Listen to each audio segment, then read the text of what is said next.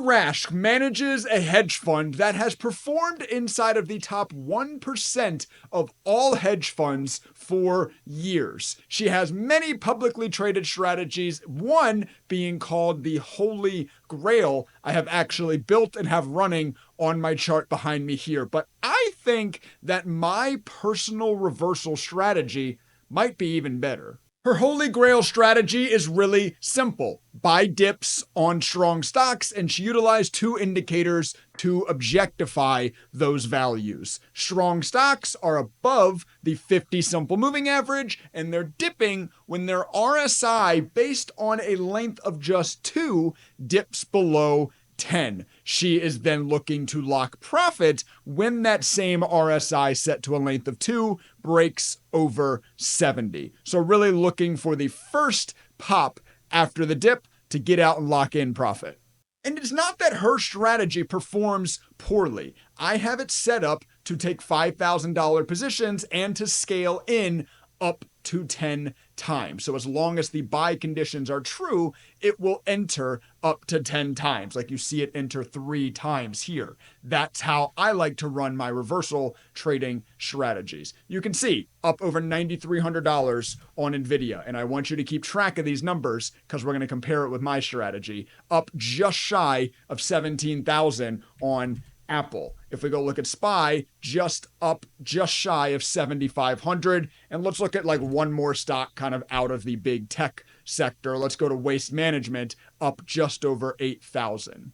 But now I have turned on my reversal strategy onto my chart. Waste Management goes from being up 8,000 to 18,000. And once again, I am still running $5,000 position sizes and scaling in up to 10 times. Going back through some of the same names, we go look at SPY, now up 13 plus thousand. What else do we look at? Apple, now up over 33,000. And finally, NVIDIA, now up just shy of 28,000. So my strategy in these back tests are outperforming her strategy by some pretty considerable numbers.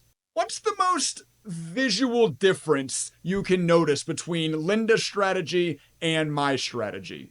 First, there are less individual trades. I am not entering stocks as much as Linda is, but when I enter, my strategy tends to have more time to scale in. So I'm typically scaling into larger positions just less often, and we'll talk about why in just a second.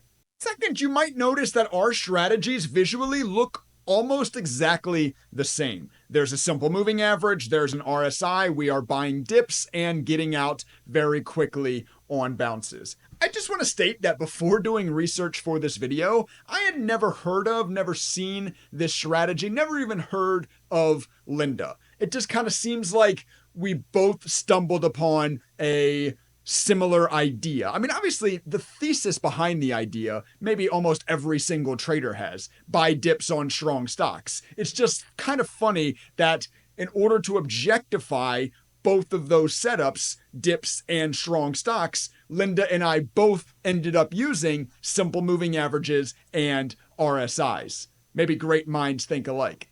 And I'll also just take this opportunity to say that I don't think I'm a better trader than Linda. She has a track record of running a top 1% hedge fund for years. I do not have a track record like this. This was not her only trading strategy. She has a handful, as should all traders. But I'm not above saying that maybe my reversal strategy is a little bit better than hers. Who knows? That's going to be up for you to decide by the end of this video, right?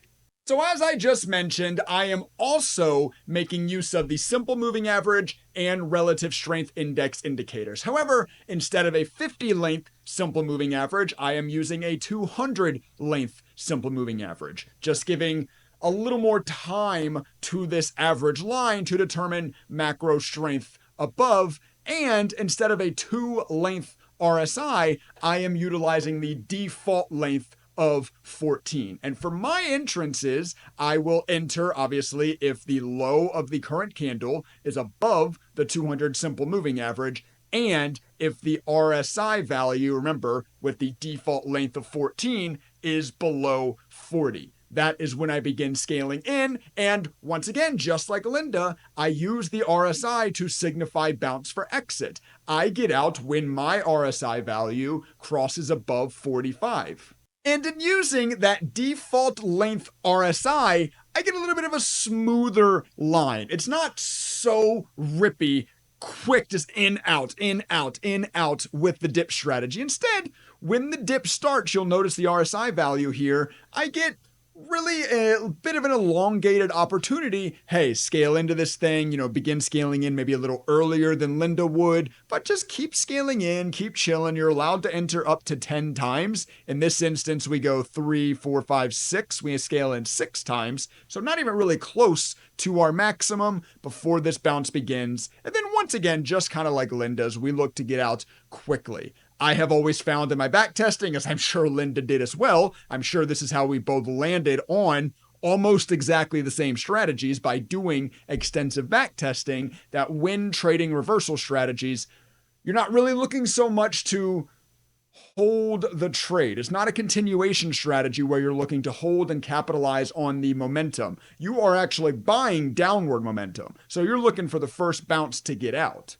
As with any reversal strategy, you are targeting a high win rate. Profitable trading strategies are always a seesaw balance between win rate and risk reward. So here, high win rate. On SPY, 91% win rate. That's insane. But my average win is just over $200, while my average loss is $450. That's going to happen. When one of win percentage or risk reward goes up, the other is going to come down. Unfortunately, there's no such thing as a strategy that, at least over a large enough period of time, 10, 15 years, will have like an 80% win rate at a 3-to-1 risk reward. It just doesn't exist. Trading's not that easy. So that's the point of this reversal strategy. Both mine and Linda's perform the same way in the back test. High win percentage numbers, even while touting lower risk rewards, still proving profitable over time. So now the next very important step to any trading strategy is the scanner. I could tell you the best trading strategy in the world. If you don't know how to find the stocks aligning with the setup,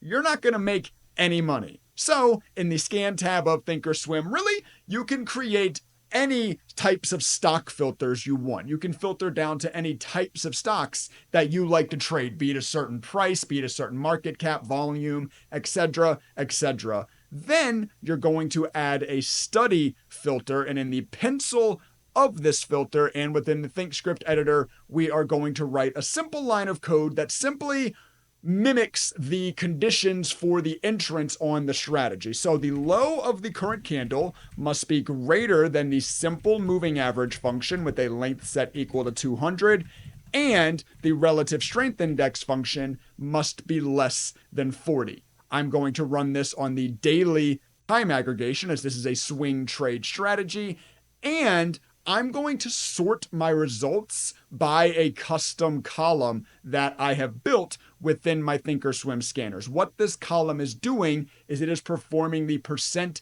difference equation from the current price and the average closing price over the last 200 bars. Basically, show me top down the stocks that are up the most against their 200 simple moving average. These are the stocks that have been humming the most. These are the stocks that are the strongest that are currently on dips. Maybe they are more likely to bounce than others. First stock on that list is SEI. You see what I mean? This was a very strong stock, now on a big dip, putting the RSI below 40 while being above, obviously, its 200 SMA. The next is CRDO, extremely strong stock, currently on a really big dip, putting it as matching the buy conditions. And the third and final one we'll look at is YPF.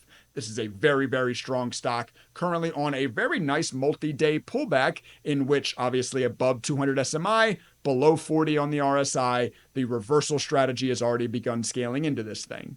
This reversal strategy, the scanner, the custom column I use to sort my scanner, along with over 90 plus other custom ThinkorSwim codes are all available on my website, daytradingstrategies.net. You sign up under our codes, click into ThinkorSwim. This is where you can access, once again, strategies, scanners, studies, etc. And they are all extremely easy to import into your own application. Every single one of the 90 plus codes comes with one of these TOS share links. All you need to do, copy that link back within your ThinkorSwim. You're going to go to Setup in the top right, Open Shared Item, Paste, Preview, and Import. I am importing the DTS Bollinger Break study here for the example. So, since I imported a study, I simply turn it on just like I do any other study. DTS Bollinger Break, there it is, double click, apply. I now have that custom code running on my chart, and every single code on the website for ThinkorSwim is that